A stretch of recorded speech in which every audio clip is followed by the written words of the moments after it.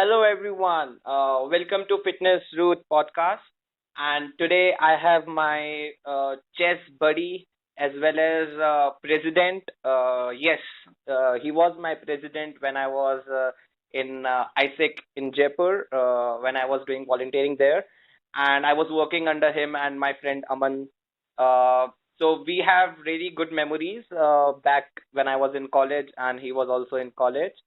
So, just to tell you, his name is Gaurav Sharma, and he is a great person as in a whole because he has been working on a waste management since 3 years now, and he has given a TEDx talk also on waste management, and he is really working for our country.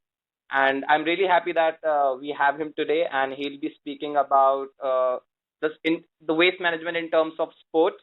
So, thank you so much, Gaurav, for joining us today. It's my pleasure, Umang. I hope we can resonate a lot of message through the podcast, and I'm really glad that you're actually doing something very meaningful, uh, especially in the tenure of this lockdown. Thank you so much. I'm just trying to learn and just trying to spread good message around. So, yeah, Gaurav, so just tell our listeners something about you. Sure. So I would say my name is, as Umang already mentioned, is Gaurav Sharma, and I'm also one of the so-called Sharma Ji ka beta, which we all are familiar if we talk about the Indian audience. So I'm currently serving as CEO and happiness head at ThankYou, which is my own social enterprise. And I was also supposed to be an engineer by choice when I joined my college, but eventually I ended up being engineer by chance. So that's how exactly it happened over there. But then I also explored myself working with an international youth organization called ISEC along with Umang. And I feel that working with youth from 130 plus countries has actually shaped me as a human, and it also exposed me to a lot of various global issues which are happening across. And could be that that's one reason that I realized that I really wanted to run a social enterprise, and hence I came up with Thank You as an organization. Yeah, yeah. We all are aware that you are doing something which takes a lot of guts to do, right? Because not everyone is working on waste management or global warming, right? Everyone is talking about that, but there are only handful people who are really working on it. So, great job on that, Gaurav. Thank you. Yeah. So, as we'll be talking about waste management in terms of sports industry, so can you tell us like how much waste is collected during a marathon or a sports event? Sure. I would say I would like to answer this in two ways. One, my own experience of working with an IPL franchisee, Mm-hmm. and I would say that because overall waste depends on the number of people attending the event or what type of event it is. So Mm-hmm. when I talk about, let's say, any cricketing event, specifically the IPL, so you will see because there's a lot of hospitality being done, a lot of food waste being generated. So mostly all other events we can categorize that there are mostly recyclable plastic, paper, metal or glass kind of waste being generated, and very little amount of food waste. While in events like IPL and all of that, the size increases in both proportions. So that is how exactly this works. While if I talk about specifically about marathon, uh, I would say, see, in terms of environment, if we talk about the large marathon events are very greedy, being honest. Mm-hmm. And not only that, we all create a lot of carbon footprint while traveling to the same place, and it's not just us that thousands of people are traveling to the same place. Mm-hmm. So there's also the waste produced by all the runners, and we also have a lot of times friends and family supporters who are coming just to watch. So if I talk about the proportion, there's a huge amount of waste generated. It can be anything from food waste and packaging waste, which is like a giveaway or a leaflet found in every goodie bags, or to the bag themselves. A lot of times you'll find these bags to be the plastic bags, Mm-hmm. right? And even the food distributed at the end of those races, uh, or the even T-shirts being given, or even the medals given to us, right? So there's a variation of it, and even while running, you'll see lot of people not carrying their own water bottles. So eventually, in order to keep themselves hydrated, they pick up plastic cups, paper cups, or even plastic bottles, which eventually they throw while running only. Mm-hmm. So I do not have any specific figures for any of the events, but then I was able to figure out certain figures from certain marathons, which I'll share. So there have been figures from London Marathon in 2016, where they disposed around 52,000 plastic water bottles in Oh, addition to the 2 tons of other rubbish material. oh God. And if I also talk about a Sundown Marathon organized in Singapore, so the organizers claim that they attracted around 27,000 runners, which produced almost 22,000 kgs of waste, just slightly less than the weight of 2 buses. Oh. And the waste came from 39,700 banana peels, 1,800, 18,075 packs of energy gels, paper cups, and water bottles. So if we see the entire thing, I do believe that maybe with time there's definitely an increase in the amount of waste produced. Considering a lot of organizers want to offer more freebies to get more people excited or interested. But if we see the figures, I believe they are very much haunting to me. Yeah, I'm speechless. I never thought that we are producing this much of waste. Like Right. like I've been a very active runner since 6 months now, and I could never imagine the figures you said. I'm still thinking, what is this we are doing? Is it what we are doing for fitness? Anyway, yeah. So let's come to the solution. Like what we as a athletes or we as a human being who work for waste management, people like you can do to reduce it.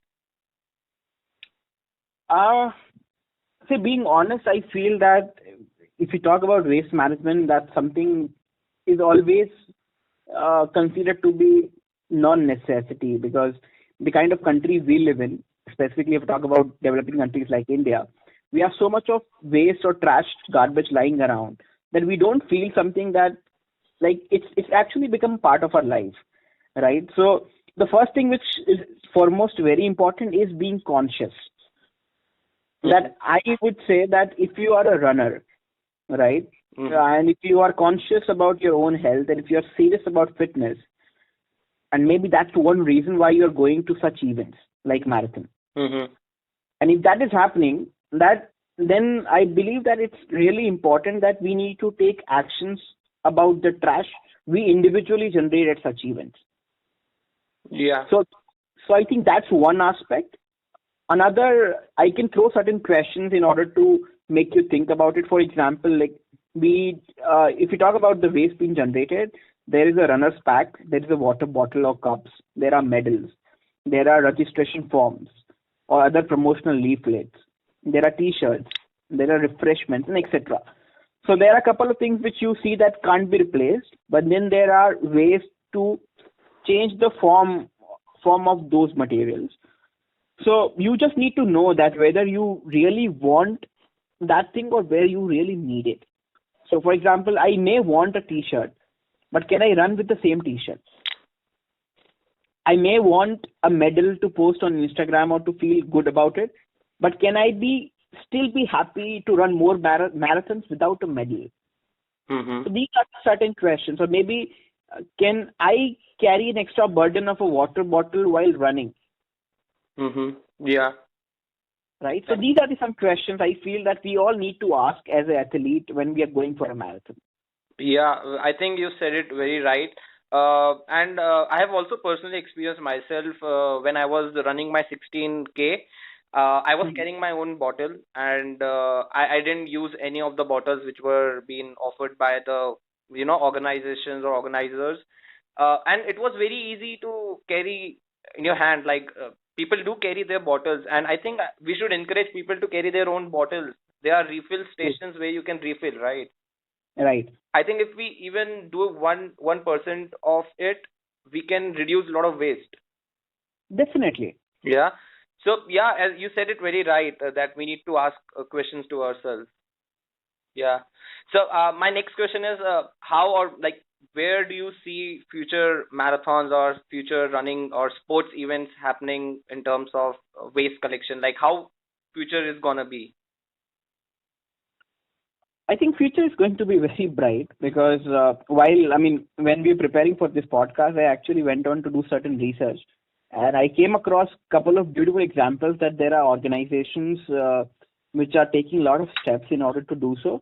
I'll also share a couple of examples here as well to answer this. Please. So, like in 2019, Tata Mumbai Marathon took certain initiatives towards it. So what they did is that they deployed 250 sanitation workers. Mm-hmm. So eventually, what happens during the marathon is that the entire cleanup happens once the marathon is done, Mm-hmm. right? So conceding Sundays and things like that. So usually we don't think even before organizing the event that what could be done and what could be done during the entire marathon itself. So they're done brilliantly around that. So what these workers they did this that they were stationed along the route to manage, collect, and segregate waste while marathon was happening.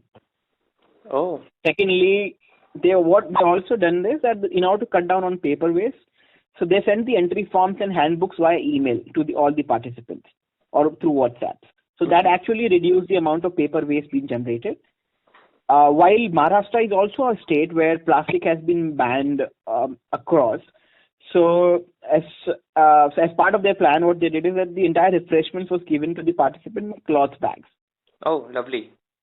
So and in terms of plastic bottles also for water, what they did is that they stored waters in bubble jars, or that was further dispensed to the participants in paper cups. Okay. So things like that were done.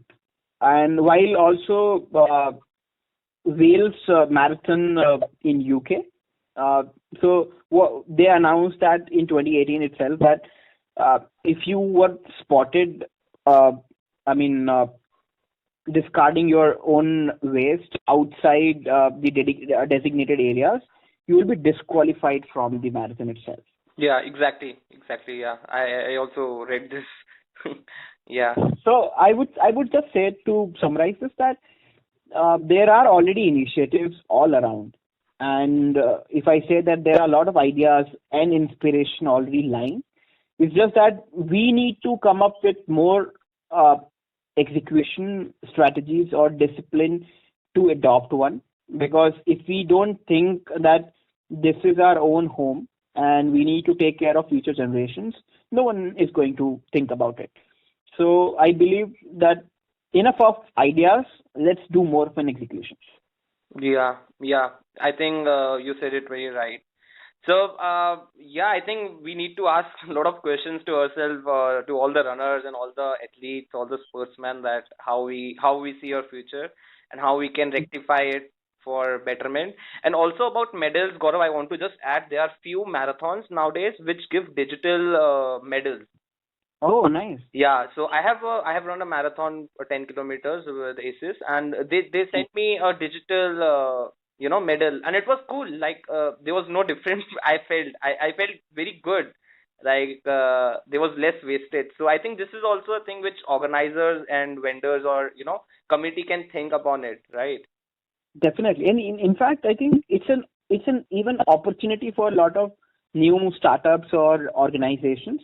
That, for example, like upcoming Olympics, where I believe that they have made all these medals out of a recycled trash. Yes. So there is a lot of opportunity. I mean, you can work on creating cloth pad, or you can revamp the way even promotional marketing being done, or even how you can make a medal, or how you can create maybe a recyclable water bottle, or maybe it's a water bottle which could be eaten, because I think there are a couple of organizations who are making eatable cutleries, Mm-hmm. right? So it's a great amount of ideas that a lot of these people can make things like more cost effective and things like that. Yeah, I totally agree with it. There are a lot of things, and you said it right that it's time to implement it, not just talk about it, right? Right. Yeah. So just last one, like just last question I want to ask, like, Hmm. why do you think it is really important to take action now? Because you see global warming coming up, and people are getting more aware of it. So, and how one can, contact right people. For example, I'm organizing a marathon, right? So Hmm. how do I get in touch with you guys, or how you can help us out with the ideas? Right. So I would say, see, waste management is itself an industry which is extremely small. And I believe that we all have been working more in collaboration. So, for example, even if you reach out to me that we want to do something around that, and I feel that it's out of my scope, I would definitely connect you to someone I know who will be able to have enough bandwidth in order to accommodate your support, right? So that's one way. Number two, we also need to consider waste management as one of the important logistical aspect of our plan whenever we are organizing one, because a lot of events we do organize, we think about the hospitality, we think about the delegation services, we think about the logistics, but then we don't think in terms of what is going to happen about the waste, and we think that the local municipal corporation will come, they pick it up, they will take care of it, right? So that's the one aspect. But I really want to share on this podcast with everyone that where exactly this waste reaches, right? So, for example, whenever municipal corporation takes waste in majority of cities in India, it reaches to a landfill. And now, if I have to make you visualize it, you can see there are heaps of mountains with stinks, lot of heavy metal seeping down and affecting groundwater. And there are these mountains where you will see like a lot of fire all around. There are certain kids playing around it, and it's extremely, I would say, a very terrible sight if to see. I've been to one, and I feel that it's really important that we need to think that how much waste we can divert from the landfills, because eventually, if it's gonna reach there, it's really going to be difficult. While if we think that every waste is a potential resource, for example, if you have a food waste, you can make fertilizer, you can make biofuel out of it, or even if you can send it to pig farm where that could be utilized as a resource, right? A lot of this sports event, they also have a lot of flex and promotional material Mm-hmm. which are hard to be recycled. But there are organizations who are making or reusing it. So, for example, there is a very popular organization called Kunj, and what they do is that they make cloth sanitary pads, and they reuse this uh, your flex material as a packaging to it. So there are brilliant initiatives around. It's just that we need to be very conscious, and we need to be a strong ambassador of ensuring that whatever events we are organizing, let's think of reducing the waste instead of increasing to the landfill. Yeah. It's a really nice point. Thank you so much, Gaurav, for giving your initiative to us today. And also, to the listeners, I'm adding his email ID as well as his thank you company website, so that you can reach out to him for more information. And in future, Gaurav, if I'm organizing a marathon or I'm part of any marathon, I'll definitely get the organizers touch in with you, so that we can make this marathon or make upcoming marathons positive and focus on waste management. Definitely, I'll be glad to help. Yeah. Thank you so much, Gaurav, for coming. Really thankful to you. Thank you, and I wish you all the luck. And I would just like to say that you're doing a wonderful job. Just keep spreading more awareness and more ideas. And I wish you very much with the podcast. Thank you so much, Gaurav.